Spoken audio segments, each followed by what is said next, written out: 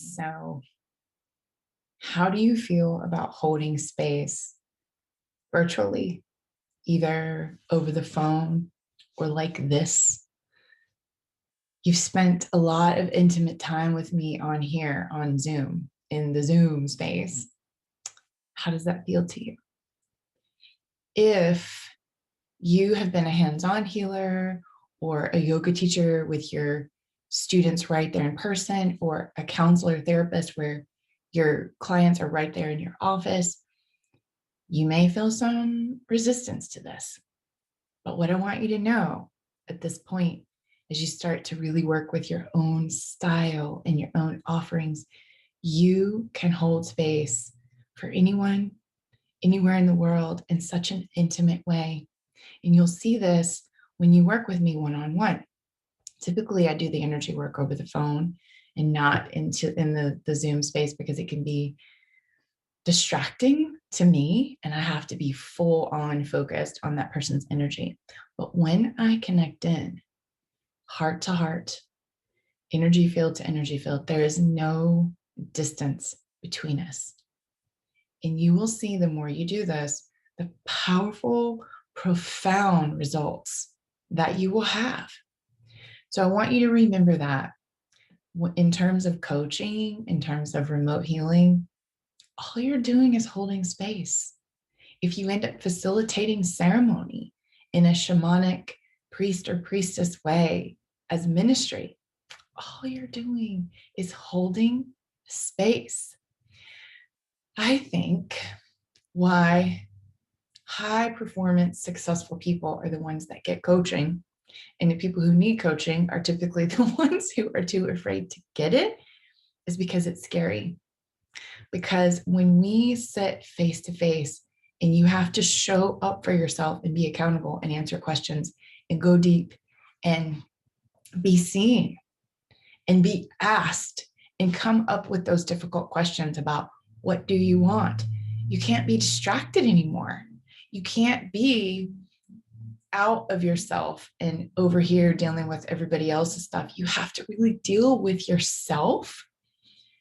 And that is why the most successful people in the world get coached.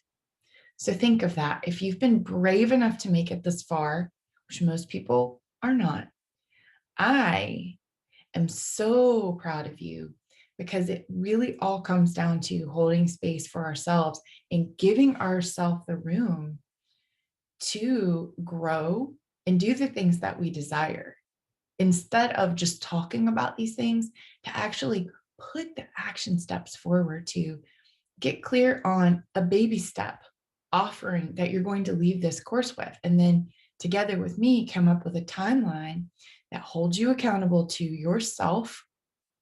And then working with the energy of planetary cycles and nature and heaven and earth to implement and put some things into action so that you can put your gifts out there in the world in a more effective way.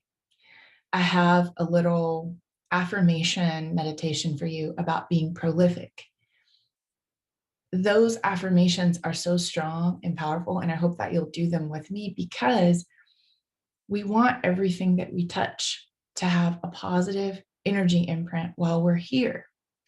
At one point in the coursework, we talk about, what do you want to feel as you are completing this incarnation? What do you want to have accomplished? And what are the feelings that you want to have?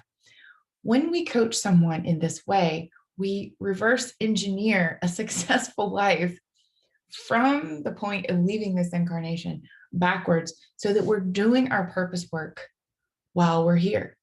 And I have 3 very important questions for you in this module. 3 questions that you are going to spend much time understanding. Who are you serving?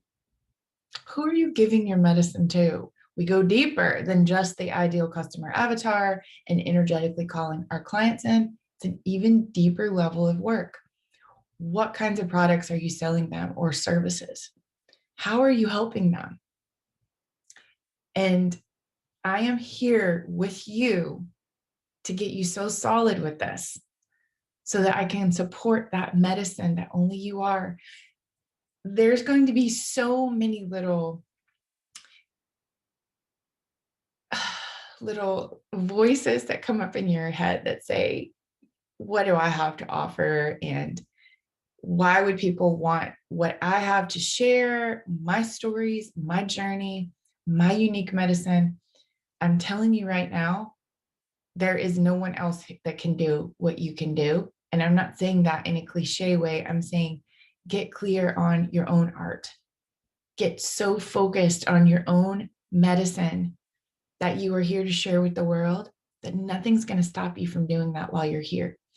In Hawaiian shamanism, we look at the different aspects of self, kind of like subconscious, conscious mind, superconscious, higher self.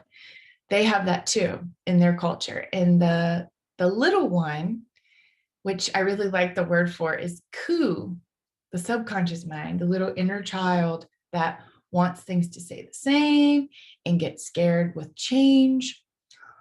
All along the way of venturing into any new territory of growth and self-awareness work, and especially if you're birthing forth a creative project into the world, the ku is going to rise up. That little kid is going to be like, no, this is scary and I can't do it. And so sometimes we just have to tell that little ku part of us, you need to go into timeout and have a little nap, because the higher self, the super conscious, Kanaloa, is going to take over now, or at least the Lono, the conscious mind. But that little ku part of you, it's going to have a lot to say about this work that you're doing. And if there's certain places in the modules where you just went like, I don't want to do this right now, or you just kind of skimmed over certain exercises that felt like, that doesn't feel fun. Notice if your ku was saying, oh, I'm not ready to go there. Notice if your ku puts up obstacles for you from doing the deep work.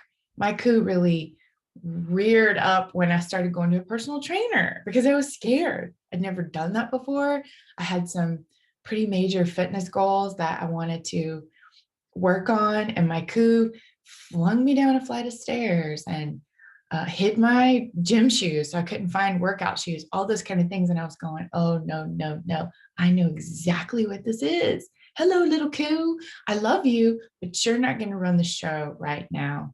So implementing all these new changes that we're working on, keep that in mind, that you have all these little sub personalities. You have all these parts of yourself that can get in the way of making like a big, huge positive change. I'm here for you. You got this. Continue to bring it and be the medicine, and the ku will adapt and respond down the road.